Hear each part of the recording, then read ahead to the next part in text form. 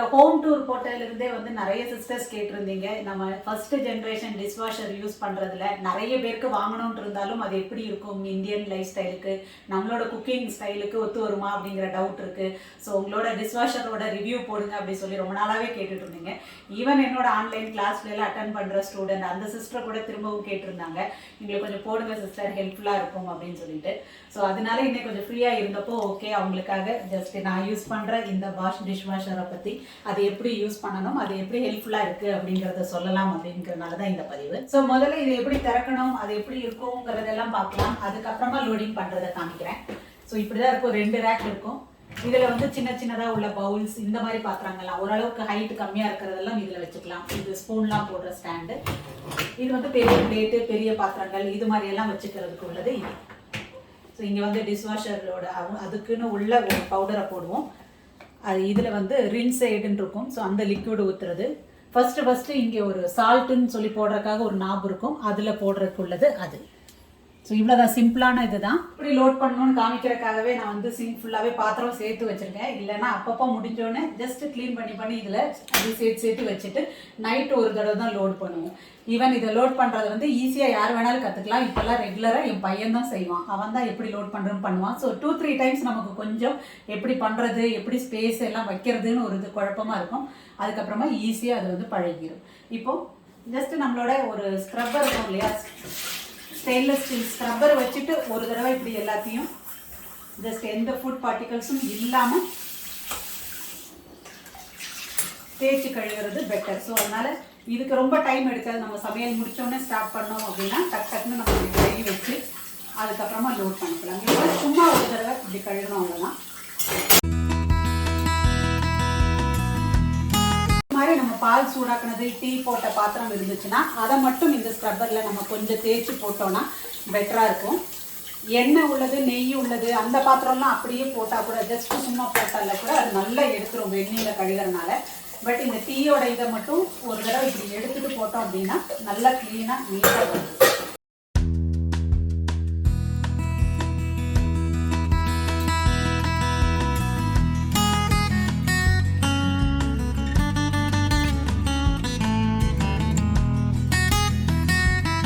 பார்த்தீங்க அப்படின்னா எல்லா பாத்திரத்தையும் சும்மா அந்த ஸ்க்ரப்பர் வச்சு தேய்ச்சனால ஒரு 2 நிமிஷத்துல முடிஞ்சிச்சு. இப்போ அதை லோட் பண்ண போறோம்.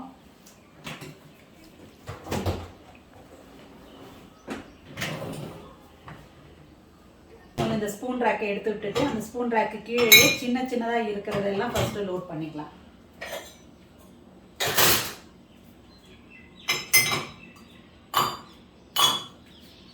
இப்போ இந்த கரண்டியெல்லாம் எப்படி வைக்கணும்னு பார்த்தீங்கன்னா இதெல்லாம் மட்டும்தான் நம்ம இப்படி வச்சுட்டோம் அப்படின்னா அதுக்கு அலசி முடிச்சுட்டு இங்கே தண்ணியாக சேர்ந்துடும். ஸோ இப்படி நிற்க வைக்கணும்.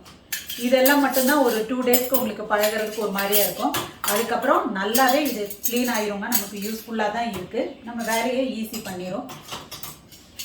இந்த மாதிரி உள்ள ஸ்பூனெல்லாம் இதுலேயே கூட வச்சுக்கலாம். ஸோ இந்த இடத்துல எந்தெந்த இடத்துல இந்த மாதிரி குட்டியாக உள்ள டிப் இருக்கோ அங்கெல்லாம் நீங்கள் இதை ஸ்பூன் வைக்கிறதுக்கு யூஸ் பண்ணிக்கலாம்.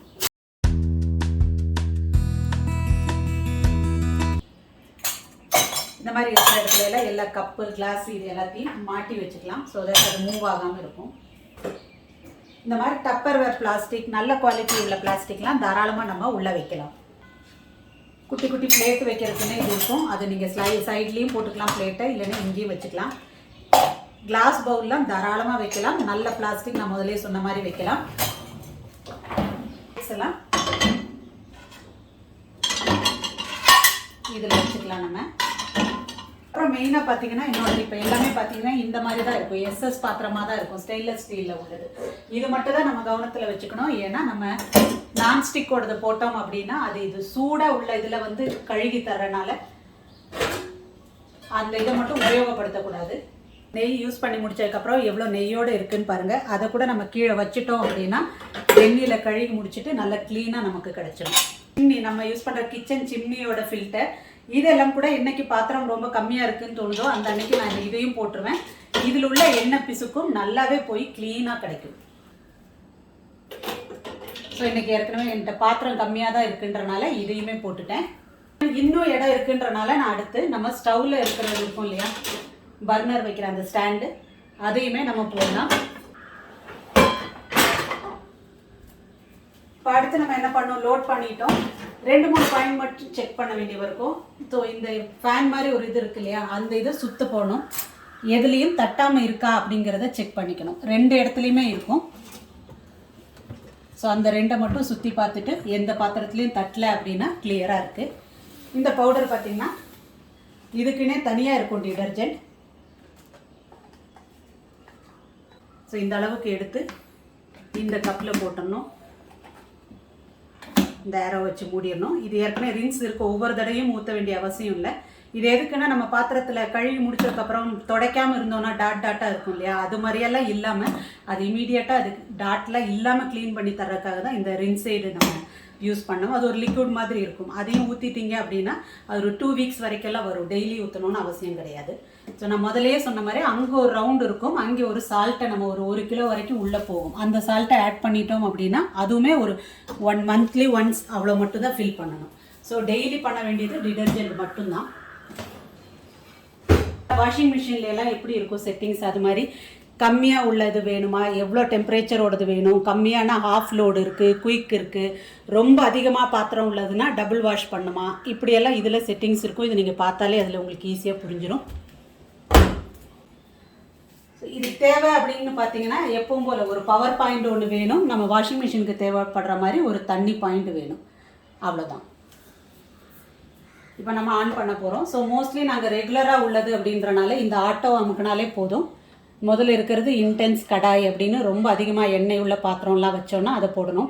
இன்னொன்று எக்ஸ்ப்ரெஸ் ஸ்பார்க்கிள்ங்கிறது சட்டுன்னு ஈஸியாக பண்ணுறதுக்கு, ஈவன் குயிக்குங்கிறதும் அது மாதிரி தான், சீக்கிரம் முடிஞ்சிடும். இந்த ஆட்டோவில் வச்சுக்கிட்டோன்னா அதுவாகவே செலக்ட் பண்ணிக்கும் எந்த இது எவ்வளோ பாத்திரம் இருக்குது, லோடுக்கு தகுந்தாப்பில் எடுத்துக்கும். ஸோ அதுக்கு டைம் பார்த்திங்கன்னா 1 hour 20 minutes ஆகும். ஸ்டார்ட் பண்ணிடலாம். ஜஸ்ட் ரிமைண்ட் பண்ணுற புல்லட் பாயிண்ட்ஸ் என்னெல்லாம் அப்படின்னு பார்த்தீங்கன்னா, நம்ம வந்து நான்ஸ்டிக் தவா இந்த மாதிரி பாத்திரங்களெல்லாம் அதில் உபயோகப்படுத்த முடியாது. அதனால் என்னோடய குக்கர்லேருந்து எல்லா பாத்திரமே ஸ்டெயின்லெஸ் ஸ்டீலில் உள்ள பாத்திரம் நான் லோட் பண்ணேன் இல்லையா, அந்த மாதிரி பாத்திரம் தான் நான் வச்சுருக்கேன். அதை தான் லோட் பண்ணிகிட்டு இருக்கேன். 2வது, இதுக்கு ரொம்ப தண்ணி செலவாகுமோ அப்படிங்கிற ஒரு இது இருக்கும். அந்த இதே கிடையாது. நம்ம கழுகும்போது எவ்வளோ உபயோகப்படுத்துகிறோமோ அதை விட ரொம்பவே கம்மியான தண்ணீர் தான் இதுக்கு யூஸ் ஆகும். ஸோ இது இருந்தால் தான் லைஃப் ஈஸியாக இருக்கும், உங்களால் லீட் பண்ண முடியும்னு கண்டிப்பாக நான் எதுவுமே சொல்லலை.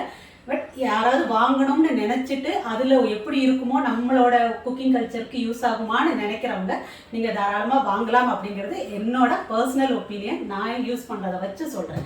ஈவன் நான் முதலே சொன்ன மாதிரி குழந்தைங்களுக்கெல்லாம் பழக்கப்படுத்திட்டோம் அப்படின்னா அவங்களே கூட எல்லாம் லோட் பண்ணி அழகாக எடுத்துடலாம். நான் மோஸ்ட்லி நைட்டு போடுவோம், என் பையன் போட்டுருவான். ஸோ காலையில் நான் எழுந்துச்சி வரும்போது கிச்சனில் வரும்போது அதுக்கப்புறம் திறப்பேன், காலையில் தான் திறப்பேன். அது எல்லாமே க்ளீனாக ட்ரையாக இருக்கும். இப்போ போட்டோம்ல, இங்கே பாருங்கள் டைம் குறைஞ்சிட்டே போகுது. 1 hour 20 minutes காமிச்சிச்சு. ஸோ இப்போ 1 நிமிஷம் லேட் ஆயிடுச்சு. இப்போ ஓடிட்டு இருக்கு. சப்போஸ் நம்ம ஏதாவது ஒரு 2 minutes தான் ஆச்சு, அப்போ நமக்கு ஏதாவது ஒரு பாத்திரம் மறந்துட்டோம், இன்னொன்று இருக்குது அப்படின்னா அதை நம்ம டைரெக்டாக கூட இப்படியே திறக்கணும். அவ்வளோதான், எதையும் ஆஃப் பண்ண வேண்டாம். இப்படியே திறந்துட்டு அதை அகைன் லோட் பண்ணிவிட்டு மூடணும், ஆட்டோமேட்டிக்காக ஆன் ஆகிடும். ஸோ இது முடியட்டும். முடிஞ்சதுக்கப்புறம் அதை திறந்தும் காமிக்கிறேன் எப்படி க்ளீனாக இருக்குன்னு. முடிஞ்சிருச்சு. ஆஃப் பண்ணிவிட்டு திறந்துருவோம். இப்போ வீடியோ எடுக்கணுன்றக்காக உடனேவே திறந்தேன். முதலே சொன்ன மாதிரி நார்மலாக நைட்டு போட்டுட்டு காலையில் திறக்கும்போது அது நல்ல ஆறி இருக்கும். இப்போ இமீடியட்டாக திறந்தோன்னா கொஞ்சம் சூடாக இருக்கும். பாத்திரம் மேலையில் கூட தொட்டு பார்த்தீங்கன்னா சூடாக இருக்குது. ஸோ பாருங்கள், இது க்ளீனாக எந்த ஒரு இதுவும் இல்லாமல் நீட்டாக போயிருக்கு. ஈவன் நான் முதல்ல காமிச்ச மாதிரி இந்த ஃபில்டர் எல்லாம் கூட நீங்கள் சிம்னி யூஸ் பண்ணுறவங்கன்னா தெரியும் உள்ள எவ்வளோ இது ஒரு எண்ணெய் பிசுக்காக இருக்கும்னு. அதெல்லாம் கூட போயிடுச்சு. இப்போ ஆல்மோஸ்ட் 2 இயர்ஸாக நாங்கள் யூஸ் பண்ணிட்டு இருக்கோம். இது ஏதோ பிராண்டு ப்ரொமோஷனோ அப்படியெல்லாம் எதுவும் கிடையாது. நிறையவே பிராண்டெல்லாம் வருது. உங்களுக்கு எது பிடிச்சிருக்குங்கிற பார்த்து வாங்கிக்கலாம். ஜஸ்ட் யூஸ் பண்ணுறோம், ஒரு ஹெல்ப்ஃபுல்லாக இருக்குது அப்படிங்கிறத மட்டுமே நிறைய பேர் டவுட்டு கேட்டனால போடுற பதிவு தான். இதோட ப்ரைஸ் அப்படின்னு பார்த்தீங்கன்னா, நாங்கள் வாங்கும்போது அரௌண்ட் 40,000 இருந்தது. அதுக்கு முன்னாடி எல்லாம் கம்மியாக தான் இருந்தது அப்படின்னு சொன்னாங்க ஃப்ரெண்ட்ஸ். இந்த லாக்டவுனில் நிறைய பேர் இதை வாங்கும்போது டிமாண்ட் கூடி இதோட ப்ரைஸ் இப்போ அரௌண்ட் நாங்கள் வாங்கும்போது 2 years பேக் 40 சம்திங் இருந்துச்சு. ஸோ இப்போ எவ்வளோ இருக்குது அப்படிங்கிறதும் தெரியலங்க. ஸோ இந்த பிராண்டை யூஸ் பண்ணுறதுல எங்களுக்கு சாட்டிஸ்ஃபைடு தான். ஜஸ்ட் எல்லாரோட விருப்பத்துக்காக போட்டது இந்த வீடியோ. உங்களுக்கு யூஸ்ஃபுல்லாக இருந்துச்சுன்னா நீங்கள் பாருங்கள், உங்கள் ஃப்ரெண்ட்ஸ் கூடயும் ஷேர் பண்ணுங்கள். மற்றும் ஒரு இன்ட்ரெஸ்டிங் டாபிக் கூட அடுத்த பதிவு சந்திப்போம்.